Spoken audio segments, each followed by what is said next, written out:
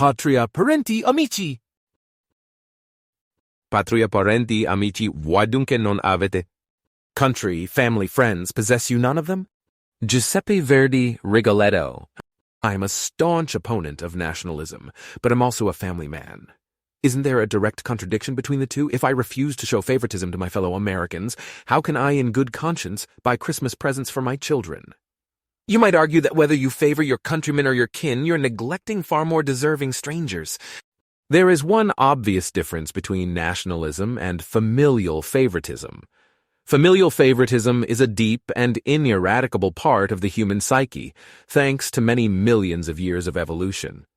Nationalism and expansive tribal identities more generally pretends to be equally fundamental, but it's largely cheap talk.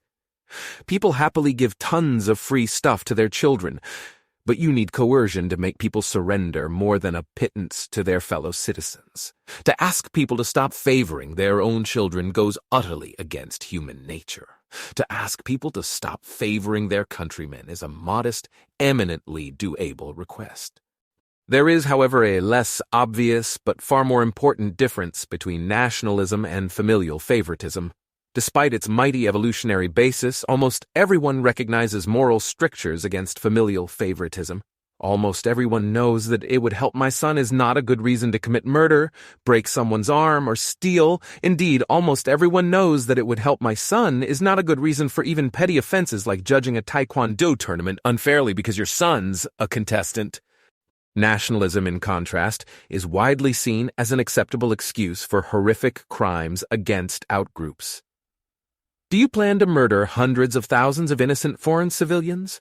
Just say, it will save American, German, Japanese, Russian, whatever lives, and other members of your tribe will nod their heads. Do you want to deprive millions of foreigners of the basic human rights to sell their labor to willing buyers, rent apartments from willing landlords, and buy groceries from willing merchants? Just say, it's necessary to protect American jobs in a self-righteous tone, then bask in the admiration of your fellow citizens. The surprising lesson, familial favoritism isn't just inevitable, it's basically benign. People know that this fundamental emotion is no excuse for ignoring the rights of strangers. Nationalism, in contrast, is at once phony and dangerous.